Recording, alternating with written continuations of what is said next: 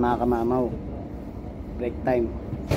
Nag-vlog tayo ngayon dito mga kamamaw dahil nandito tayo sa trabaho ngayon, break time natin. First break ko, pumasok ako 4:30, so 8:40 na ngayon mga kamamaw.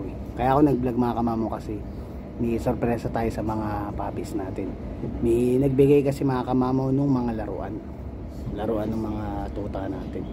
Kumpara natin si kumparing Jumong, binigyan niya tayo ng laruan ng mga puppy kasi may aso siyang Pomeranian. So hindi rin kasi biro mga kamamaw ang laruan ng mga tuta, lalo yung mga yung mga hard, mga talagang matitibay na klase ng laruan. Kasi alam mo niyo sa American Bully matitinding pumangas yan talagang masisira agad yung ordinaryong laruan lang. Yung sa kanya mga medyo branded, yung katulad ng mga laruan ni Hera at saka ni Legend. Pero yun mga kamamaw, marami yung kasi nung pumapasyal kami dati parang 3 years ago, wala pa si Hera at saka si Legend, makikita namin ang daming laruan dun ng Pomeranian nila. Kasi before wala pa silang baby nun, kaya marami silang kumbaga ba yung naibuhos nila yung oras nila dun sa Pomeranian nila. So bigay luho sila ng mga laruan. So ngayon kukunin ko dun sa sasakyan ni paring Jumong, and then bagong laban na siya, so pwede na siyang laruin ng mga puppy natin pag uwi mamaya. Yun yung kaya nag vlog din ako mga para makita natin yung ngiti dun sa mga tuta natin na may mga laruan sila. Pero hindi ko man ibibigay lahat mga kamama, unti-unti ko yung mga laruan. Pero syempre bibigyan ko, share ko din yung kay Hera at kay Legend kasi mahilig din sa mga ganun laruan yun. Konti-konti lang muna ilalabas natin kasi hindi ko pwedeng ilagay lahat. Kasi ang mga tuta mga kamamaw, para sa inyong kaalaman, para ding mga bata yan. Pag binigyan mo ng laruan, maya maya ayaw na rin nila. Ganun sila Kaya kung unti-unti natin yung pagbibigay, every time na magbibigay tayo ng laruan, excited sila mga kamamaw. So ayan na, ininit ko lang yung pagkain ko at kakain lang ako mga kamamaw. Punta tayo sa sasakyan ni Jumong mamaya at papakita ko sa inyo mga laruang binigay ni paring Jumong. Maraming salamat kamamaw. Kamamaw, kinuha ko na yung laruan. Yan makita nyo mga kamamaw, tuwan-tuwa yung mga alaga natin yung mga kamamaw. Alam mo mga kamamaw, yung laro na to mga it cost pag pinagsama-sama yung presyo nasa 700 lagpas. Dahil lang mga kamamaw, ay mga kamamaw kasi dumaan si Jerry, yung supervisor natin, kinausap ko muna yon. Pag ito mga kamamaw, heavy duty kasi karamihan ng mga laruan dito. Pag ito mga kamamaw is medyo madilim Pag ito mga kamamaw, binili mo to isa-isa, bibilangin mo to, nasa 700 Canadian dollar mga kamamaw siguro aabutin to. 500 to 700 in approximately price. So tatago ko na sa sasakyan. Ito ko muna dito. Nakalaban naman na to mga kamamaw, ready to na to. Pwede nang laruin ng mga alaga natin. Yan, dami mga kamamaw Yan, maraming salamat kay Ninong Jumong at may mga laruan ng ating mga kamamaw bullies. Lalagay ko sa likod ng trunk kasi mamaya pa tayo mga kamamaw paano kalakpay. Pag tinago ko doon sa loob ng sasakyan, may tendency na baka basang salamin. Pasensya na po, medyo madilim mga kamamaw, sandali lang tayo.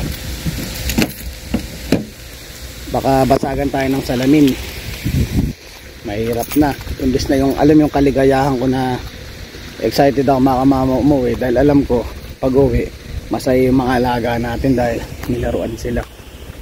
Iwanan ko yung kape ko dun bandang tayo sa muli. Naman ang mga kamamaw na 9 o'clock na, 4 hours na lang mag-out na tayo, uwi na tayo. Tsaka yun nga, pag uwi ko papakainin ko yun Pero bago ko pakainin mga kamamaw, paglalaroin mo natin sandali. Titingnan natin yung itsura nila pag nakita nila yung mga laruan. Kasi malakas ang drive ng mga alaga natin sa laruan mga kamamaw. Malakas ang drive ng mga tuta. Kaya sigurado manggigigil sa kakalaro yung mga yan mamaya. Yan. Pato ko lang muna mga kamamaw. Madilim mga natin Yun. malakas ang drive ng mga alaga natin sa ano, sa laruan. Kasi nakaraan naawa kasi ako.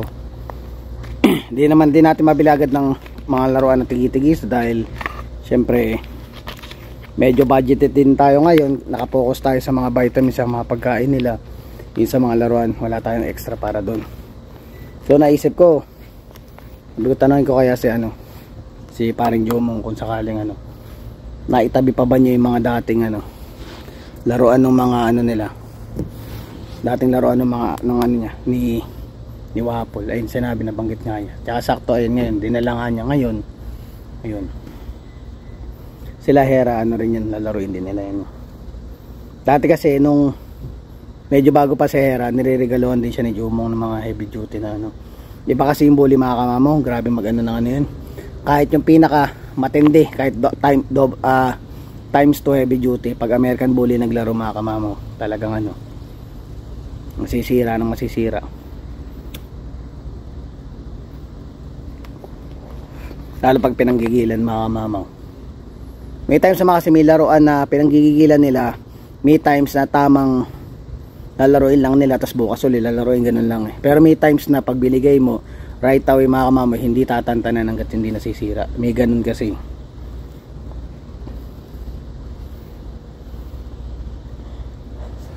Yan siya na, napayosi tayo kasi wala na mga kamamo oras inano ko na din tong vlog na to para gusto ko lang ma-share sa inyo yung kaligayahan natin mga kamamo. So mamaya pag uwi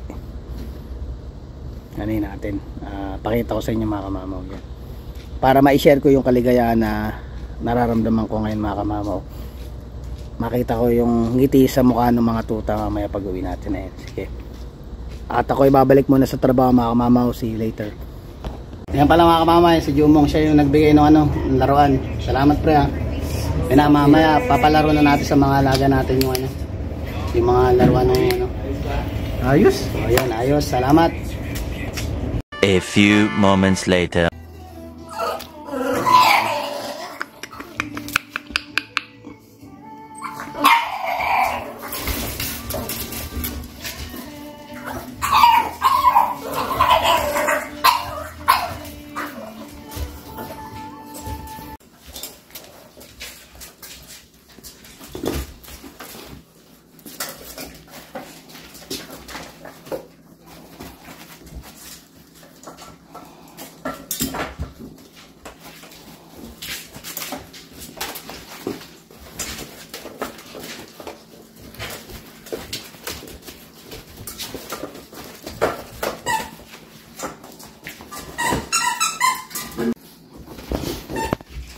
Yung Jomong tontuwa sa mga larong biligay mo. Ayan, tingitigisan na sila Ayan, tontuwa mga kamama happy sila, dami nilang laruan Yan, thank you kay Ninong Jomong, maraming laruan ng mga kamama natin. Yan, para may tulog na, pinaglaro ko ng mga kamama Hindi tayo masyadong makapagsalita kasi si Mace natutulog dito sa likuran ko. Pinapagod ko lang para hindi na mapuyat yung magbabantay. Mamaya yan. Mamaya tulogin mo yan. Tigis-tigis silang laro. Tingnan yung mamaya. Gusto nila yan Kaya nilang toys. Sawa-sawa sila sa toys. Masaya-masaya mga alaga natin. Lalaro. Masaya si kamamaw. Na mga kamamaw, napagod nakakalaro. Tulog na sila Ayun, patong-patong mga kamamaw. Parang mga daga. Gusto nagpapatong-patong. Medyo lumalamig na kasi mga kamamaw Saseta pa natin sila ng heater minsan. Yan, tulog na. Grabe yung paglalaro mga kamamaw. Ay mga bagong toys nila. Tinanggal ko na yung mga luma. Sleep na mga kamama. Pag set up ako ng heater, baka nilalamig na sila. Yan mga kamama. See you tomorrow. Yan mga kamamaw. Yan, kumain na itong mga alaga natin. Titingnan natin, papakita ko sa inyo mga kamamaw kung gaano kalakas ang drive ng mga alaga natin. Papwesto tayo dito na Tingnan nyo mga kamamaw kung gaano kalakas ang drive. Yun na. Nakita nyo na mga kamamaw. Kuha pa tayo isa. Tuntawa sila mga kamamaw. Kagabi hindi masyado nakapagsalita dahil natutulog na yung misis natin eh. Ayan o. Nilagyan ko na ng kama. Kasi medyo malamig na mga kamamaw. May heater na rin dito sa gilid. Kasi hindi pa namin binubuksan yung heater ng bahay eh. So may heater pa lang kami yung maliit, yung portable. Yun man ang ginagamit natin. Stop! Quiet! Ayun yung mga nanay at tatay, nagpapakitang gilas na naman. Nakarinig na naman siguro ng kalos ko sa labas. Mish, mish, mish, mish, mish! Hello! Atlas! Mga kamamaw, malulusog ang ating mga alaga. Ay, nanay at tatay nakasilip, nakabantay. Ay sera, medyo gumaganda na yung katawan na mga kamamaw kasi hindi na dumidede ang mga papis. Kumakain na ang mga papis ngayon. Sige naman mga kamamaw, tingnan mo sila na lapad grabe May isa, bardagol din tong isa eh. Ang kitang shape ng mukha ni bilog na bilog eh. Diba, si Chopper. Yan. Mga kamamaw, mahilig silang maglaro ng inaagaw, yung sa isang laruan lang. Ayun mahilig silang magtagop-war talaga itong mga to eh. Ang dami naman laruan dun mga kamamaw. Gusto nila yung pinag-aagawa nila yung isa. Ayun. Grabe mga kamamaw, dati kala mo mga squirrel lang ngayon ang lalaki na. Yan ang gusto nila, tag of war. Hindi sila nag-aaway mga kamamaw, naglalaro yan. Laro ang nila dyan. Ganyan sila maglaro. Yan naman. Tsaka nagbibuild ng to mga kamamaw, yung sa laro din ng tag of war. Malakas makapag-build ng muscle ng American Bully yan. Lalo kung halos araw-araw silang tinatagop-war silang dalawa niya yan. Although hindi man yung mismo magkakapatid, tali mo lang sa iba puno. Maglagay ka ng isang toys nila doon na talagang na matibay. Ayun, naatak-atakin lang nila yun. Ano na nila yun? Way of playing na nila at the same time, exercise na rin nila. Mokang, bakit? Mokang, nakalabit ako eh. Ito pa isa. Hi Chopper, how are you? Si Soro nagigil eh. Soro, si Atlas. Si Nami. Si Hanabi. Saka si Tanggol.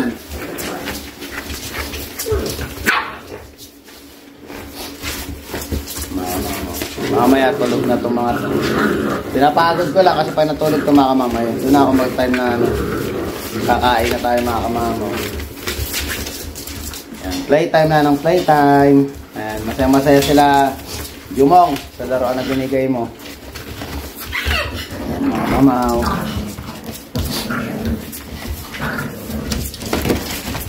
Para makakiti-kiti. Yan mga mamaw, bali sa November 11, ready na yung mga tuta natin mga kamamaw. I-message na lang ako directly sa aking Facebook account. Ayan.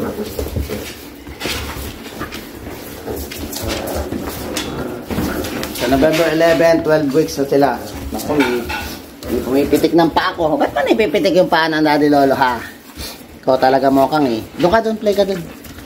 Play ka doon, play. Yan. Papalambing, nagpapabuhat. Hindi pwedeng buhat. Kawawa naman yung scarecrow na laruan. Paborito nila yun, ha?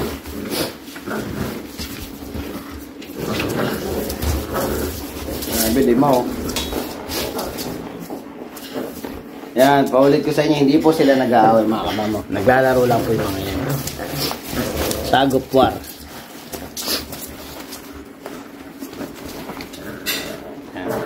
Baka kasi minsan misinterpret ng ibang nanonood, akala nag-aaway. Hindi po sila nag-aaway, naglalaro lang po yung mga yan. Dahil hindi naman sila nagkakagatan. Ang ano nila is yung laruan lang. Ilahan lang sila mga kamamaw. Yun. Ayun yung isa, oh. Patwitams. Kuha ka dyan namin. Anong gusto mo? Oh. Hi, how are you, Soro? Si Soro, liit eh. Ang lalabas sa packet dyan, nakikita ko. Ito si Soro. Tsaka si Chopper, pwede. Tsaka si Atlas din. Hinalos hindi na siya lumaki. Tapos may sit. Ang lalabas na classic dyan, si Nokang. Ang standard, si Tanggol. Si Tanggol, tsaka si Turo din ni Coach Denmark yan kung sakali nagkakasakitan sila minsan, hayaan ko lang. Kasi habang tumatagal, maintindihan nila na may matututunan sila doon na bagay na hindi nila dapat gawin, lalo sa ibang aso, yung ganon. Malalaman daw nila yung balang araw, sabi ni Coach Denmark. Kasi tinanong ko si Denmark, sabi ko, Coach, okay lang ba yung isa pag natutulog is pagising yung isa, nangungulit? Sabi, hayaan ko lang daw. Kasi may matututunan ng tuta after nun. Huwag kong sasawayin o papagalitan pag ganun. Siguro matututunan nila na pag lumaki sila is parang, oy, masama pala yung ganun, bawal pala yung ganun. Maano nila yun eh. Na hindi lahat ng bagay is parang pwede nilang gawin na yun. Magkakaroon sila limitasyon sa sarili nila. Yun. Yun na nang mangyayari, kaya inahayaan ko lang lalo pag natutulog sila. Kaya maraming salamat kay Coach Denmark. Marami din tayo natututunan mga kamamo at naisishare natin sa mga subscriber natin mga kamamo.